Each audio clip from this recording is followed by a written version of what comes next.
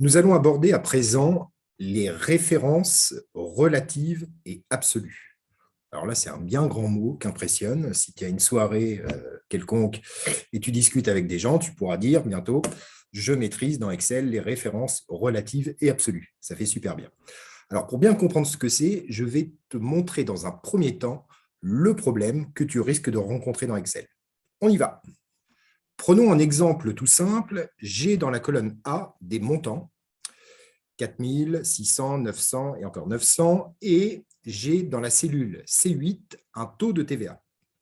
L'objectif, c'est dans la colonne B de calculer le montant de la TVA. C'est-à-dire qu'en gros, on va multiplier le contenu de A2 fois le contenu de C8. Donc, comme nous avons vu dans une précédente vidéo, je vais faire une formule simple. Je tape le signe égal, je clique sur les 4000 euros, multiplié, et là, je vais aller chercher le taux de TVA qui est en C8.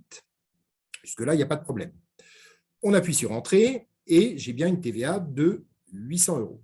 Donc, Excel a bien effectué la formule. Donc, j'ai mis en jaune les cellules qu'on avait besoin pour calculer la TVA. Comme on a vu aussi dans d'autres vidéos, nous allons donc recopier la formule vers le bas. Donc, je prends la petite poignée noire et, petite astuce qu'on a vu aussi, je double-clique sur la poignée. Et là, je constate que nous avons 0 € de TVA pour la ligne 3. Idem pour les autres lignes. Donc, on a un petit souci. Alors, en fait, pour bien comprendre, Excel, par défaut, travaille en référence relative. Alors, ça veut dire quoi? Je vais vous donner un exemple pour que ça soit plus clair.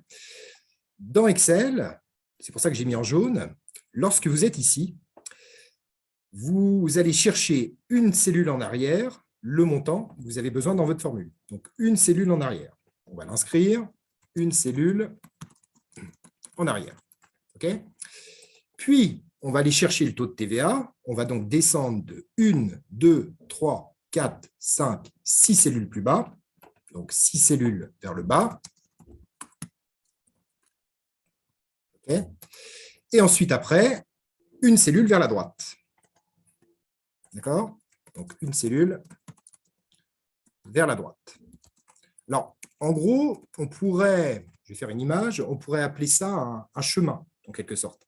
C'est un peu comme tu me demandes ta route, par exemple, et je te dis, voilà, tu vas tout droit, tu prends la première à gauche, ensuite tu prends la première à droite, etc. etc. D'accord? Donc, on pourrait dire que je te donne un chemin relatif. OK? Alors, pourquoi tu as des zéros partout? Parce que Excel, quand tu recopies vers le bas, en gros, si je refais une image, il recopie le chemin. C'est-à-dire que quand tu es ici, donc là, je vais mettre une couleur bleue pour que tu comprennes. Okay. Lorsque tu es ici, dans la formule de base, tu as une cellule en arrière. Donc, ce que fait Excel, il va donc chercher une cellule en arrière. Okay. Il va chercher les 600. Donc là, il n'y a pas de souci. Ensuite, on a vu qu'on allait 6 cellules vers le bas. Donc, je suis ici, et là, regarde, 1, 2, 3, 4, 5, 6. Il est descendu, donc 6 lignes plus bas. Okay. Donc, on arrive ici. Et ensuite, une cellule vers la droite, il va vers la droite. Voilà. Donc, il multiplie 600 par rien. Donc, du coup, ça fait 0. C'est ce qu'on appelle donc une référence relative.